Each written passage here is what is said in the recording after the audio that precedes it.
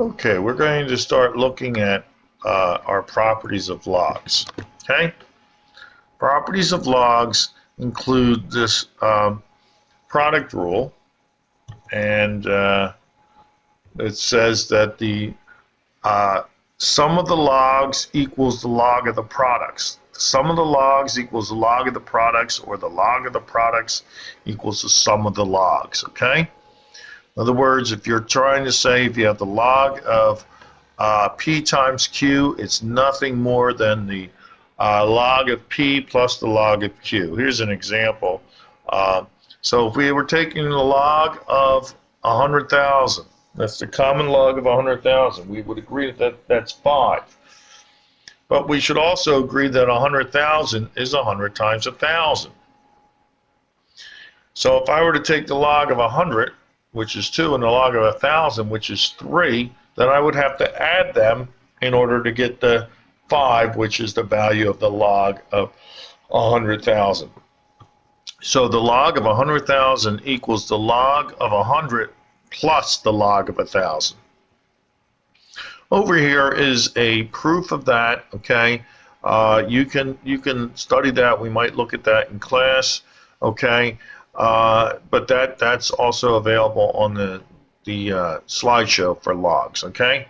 All right. We also have a quotient rule. Okay. So that, which says basically the opposite of what the product rule says. So the log of a quotient is equal to the difference of the logs, or the difference of the logs is equal to the log of the quotients. Okay, so log of P divided by Q is log P minus log Q. Okay, there's also the power rule. The power rule says that if your argument is raised to a power, then that power, that exponent, can come down effectively as a coefficient, and it's the same idea. Okay, the proof of that is over here.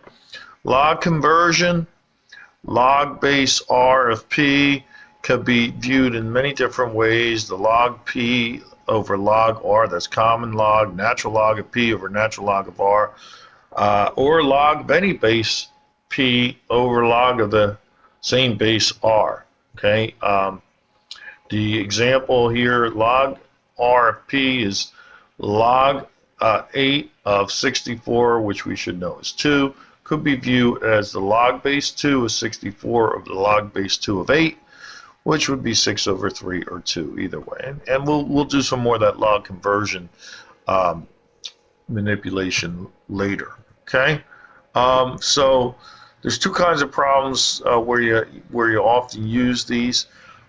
Is an expansion problem where we take these three newly developed rules, product rule, quotient rule, and power rule, and we implement them here. So we take this as a single log and we want to break it up into multiple logs, okay, which will be multiple logs using the power rule, quotient rule, and product rule. So first off, you can envision that this, of course, is natural log.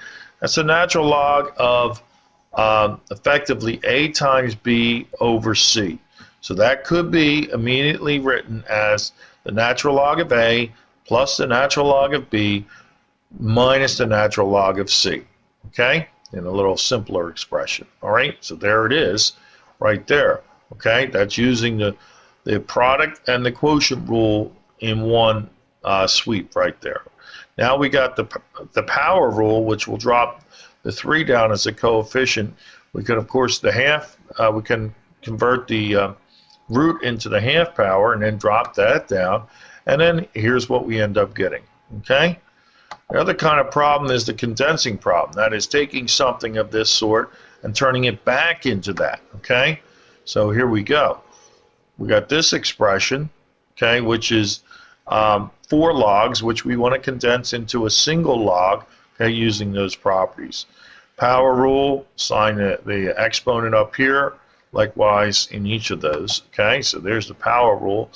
Now we have the sum of three things, which would be the log of their three products, okay, as stated here.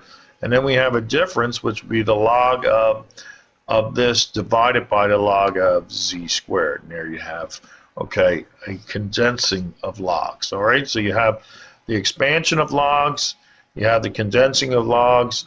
Okay, you should be able to validate. You want to take this expression, you should be able to turn it into the from whence it came, using the three major rules. Okay. Likewise, you should be able to take this expression and condense it into this expression. Okay. Some of these are rules, properties that we looked at earlier, and here are some of the new ones as stated here. Okay. We have the product rule. The log of the products equals the sum of the logs. The quotient rule, the log of the quotient equals the difference logs. The power rule, the log base a of the argument to some power k is k times the log of that. Okay, we have natural logs, okay, ln's, which are simply log base e. We have common logs, which are logs base 10. We have the log conversion formula. Again, more to be said about that later. Okay. We also have these rules that we talked about in an earlier video, resulting from the notion that logs and exponents are inverse functions of each other. Okay. And then we have here a little thing that just happens to be the case when we look at the graphs of logs. Okay. So there you have it, okay? And that is the end of our show and the end of our video.